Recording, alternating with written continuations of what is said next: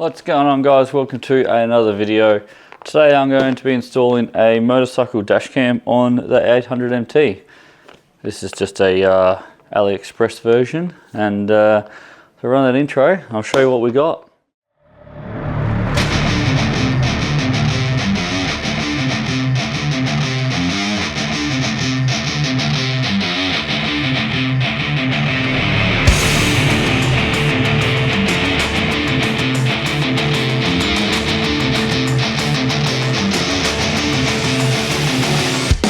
So looking at the box, just very basic. It's a front and rear dash cam off AliExpress. I think it was about $100 mark. So just slide that off. What I'll do is I'll move the camera up here and I'll show you what we got. Alright, so after we've taken that cover off, just pop the box open. We've got our instruction manual, which is in Chinese and English. So it's your Chinese version and then your English version. So being Chinese, there's a lot of spelling mistakes, but it gives you enough info to get the job done. I have opened this already. Full disclosure, I have opened it just to make sure it wasn't complete garbage. And so there's a couple of cords here which couldn't fit back on in the box, so I'll put them aside. This is your box. Comes with two camera cables, a remote cable and a power cable, and then your box itself just has a couple of switches on the front there to change some settings. On the side under this cover here, which is an absolute pain to get out, you've got your SD card and a reset button. Did come with a 64 gig SD card, so it should give me enough recording. I'll see what quality that is and how good the SD card is if I replace it or not. So looking further into the box, so I'll just show you what I've got out of the box first. So just a power cable, so it's literally got accessory on and your ground power cable, and then that plugs into your box there. Then we've got two extension cables for the cameras to go front and rear if you need to extend them. Open up the box here. We have the remote. So this remote here has the top button is to take a photo or lock a clip. Second button is, I'll have to read the instructions because I forgot. Third is just turn Wi-Fi on and off. So that's your remote. Got a decently long cable and plugs into the black plug. Last one is another power cable. This one is a power to USB. So if you don't want to hardwire it, you can just use the USB power from your bike if you have anywhere that you want to plug it in. I'm going to hardwire mine though. Then we have the cameras. So both cameras are the same, they're just labelled front and back. So that's your camera there. It's fairly big and the quality isn't terrible. It is a 1080p camera. Quality isn't terrible, not the best, but not terrible. Got a mount for the box. So on the back of the box here, it does have two little mounting screws, which you can mount that on there. You can mount that onto a crash bar or something. I'm going to try hide mine up behind the battery here. And then just some mounting hardware for the camera, so it comes with your circle camera mounts and a couple of L brackets as well. So we'll see what we need when we start installing it, and a Velcro strap if you want to mount your remote to your handlebars. So we'll pull the camera back out and I'll show you what I've done and what I'm going to do.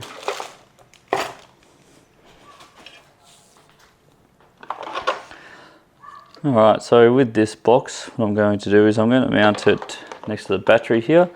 It fits perfectly there because my battery is smaller. So it is just got to move a bit of that rubber around and move the battery a bit, and we should be able to get it in there.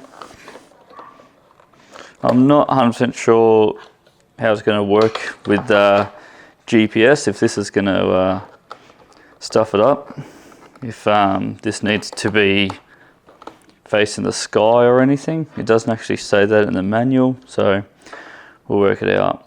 So here we've got the cables. Front is the yellow one, and the blue one is for the rear, or B for back. Power cable and remote cable. So remote cable and the front camera going to run down this way. So let's get those two done right now. So I'm going to run them under there, and then I'm going to attach the cables to them. So just undoing the remote cable and extension cable for the camera. I'm going to have to find somewhere I can run this cable up through my bike. So what I'll do is, it might take me a little bit to do this, so I'll come back when this is actually run. Yeah, just so it's not going to probably take me a little bit of time to work that out. So what I thought I'd do is I'd actually mount the camera first before trying to run the cables, so I know how much cable I actually need to pull through to the front, and I can store the rest somewhere. So what I've done is I've used isopropyl alcohol. I've given it a clean underneath there, put a bit of the 3M double-sided tape on that, and just going to stick it up under there. There is a dot on the camera, just on the top somewhere. Camera doesn't want to focus on it, but there is a dot there, which means that is the camera is up. So what we want to do is take off this red one, and we want to line this up with the front. So I'm going to get this as straight as possible. It doesn't feel like it's going to mount on there terribly well. I'm not sure if it double-sided tape isn't great or what isn't, but I actually did think I might put a couple of just little self-tapping screws in here, just to make sure it does hold and doesn't fall off. Yeah, see, that's going to fall off pretty easily by the looks of it. So, all right, well, it's semi-mounted there. I'll do the screws afterwards, but all right, I don't think I'm going to have an issue with suspension travel there. So yeah, it's going to fall off there. So double check there is nothing under there that's going to worry about screws going in. So I'm going to put a couple of screws in there, and we'll move on. All right, so I said mounted the camera, double-sided tape, and I'm going to use a just electric impact wrench to start these self-tapping screws. You put one on each side. Just going to get it started with this, and then I'm going to use a screwdriver to finish it off, just so I can get the extra weight or the extra pressure up in there.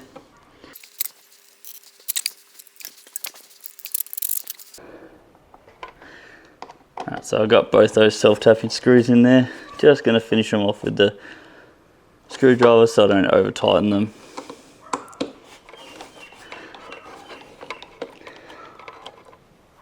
So paired up with the screws and the sticky double-sided tape, I think it should hold. Now it's going to run this cable up through here.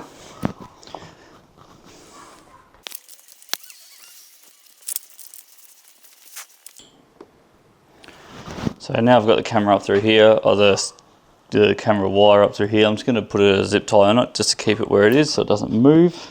So for the remote, I usually have my phone here, so I was thinking about mounting the remote just off the side here somewhere,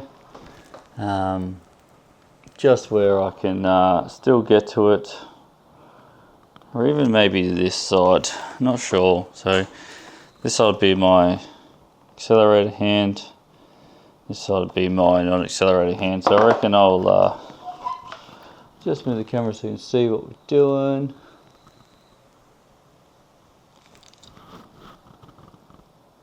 So So I'm going to mount the remote just here.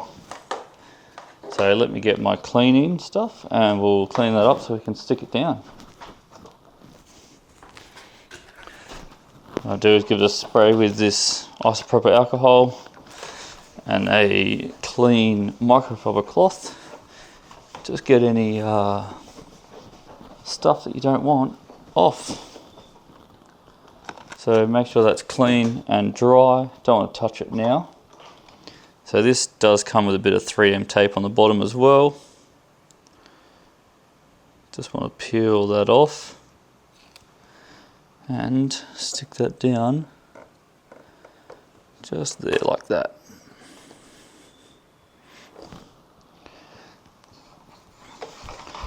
Then for the remote wire, what I'm going to do is I'm just going to run it probably, we're looking, so I want to run it the same way as the camera. So I'm going to run it just across the handlebars here, in between the cables here, the clutch cables here. Make sure we're leaving enough slack for it to move around.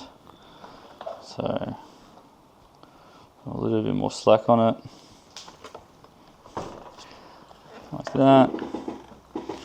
Just make sure it's not going to get caught up in anything. I'm going to run it around to the other side here,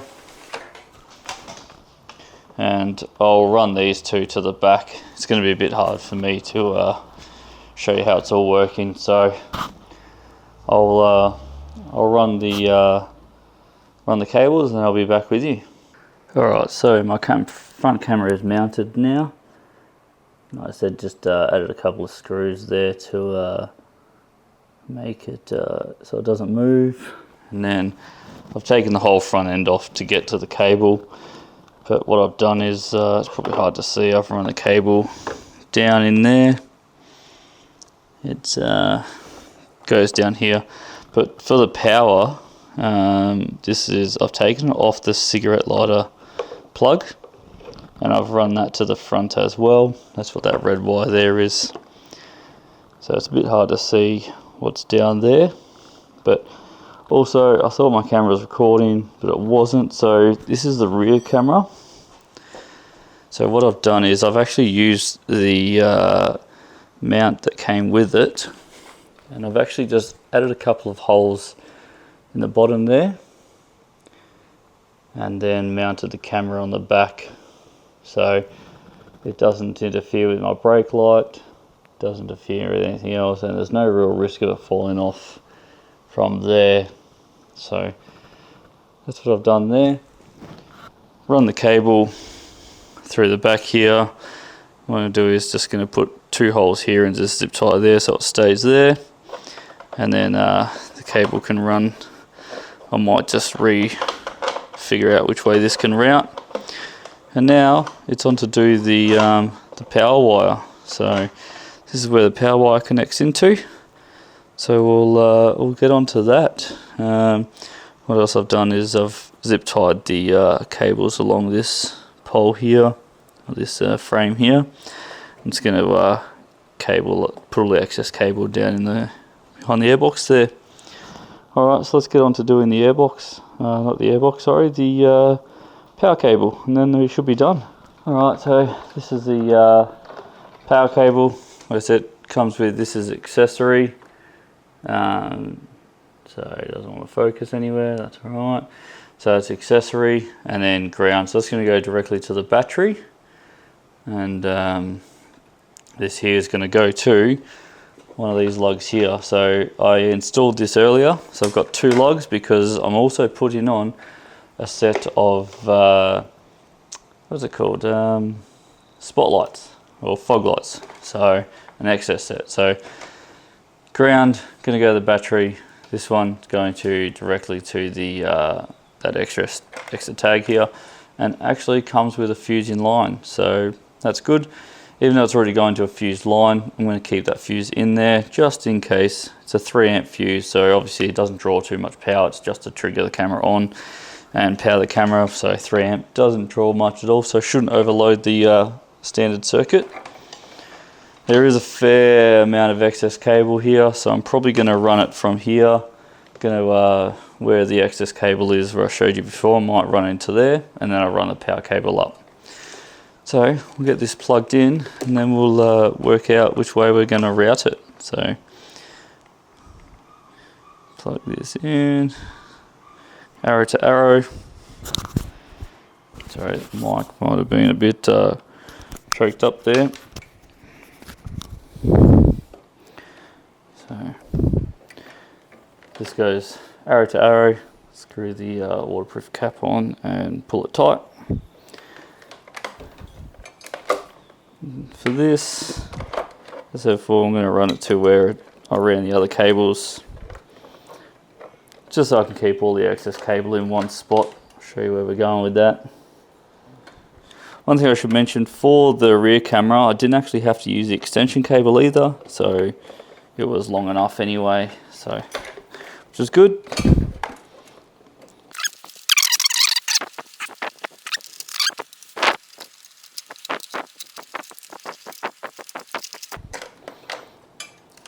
So I've got these here. So like I said, I've installed these earlier.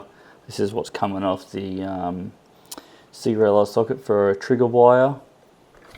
And then I'll plug that into one of them. And this here will go directly to the battery. So while I'm here, let's put a terminal in here and get that sorted. Alright, so what I'm using here is a bullet terminal. Just going to get a little bit extra of this on so I can just get a little bit of, oops, so I'll fold that into 3. And this just gives us a bit more meat for the crimp to bite onto. So I'm going to push that into there, make sure it goes all the way up. You want to be able to see it just through there. Get the proper terminal crimps, and we should be all crimped on nice and tight. So I'm going to plug that into there.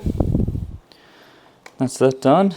Now I'm going to grab a 10mm for the battery, and we'll get that connected. So here we are. So we got power on, got the fuse, and I'm just going to tuck that in for there for now. What I am doing this afternoon is I am actually installing some fog lights. So what I'm going to do is I'm not going to completely pack the bike up and cable manage this properly, because I am going to be putting some more cables in here. Alright, so pretty much showing you the process of putting that in. Alright, so we're all powered up now. That's ready. So what I'm going to do is this cord here, I don't want it to have this play in it. So what I'm going to do is I'm just going to get it here. So I want to put a cable tie here. Put a couple little holes either side here. Like that. We want to grab our cable tie. Put it through one.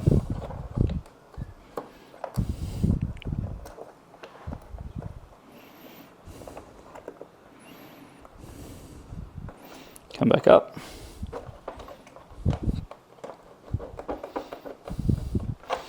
We'll put this cable in here. We want to leave a little bit of play, but not too much. So let's do that up.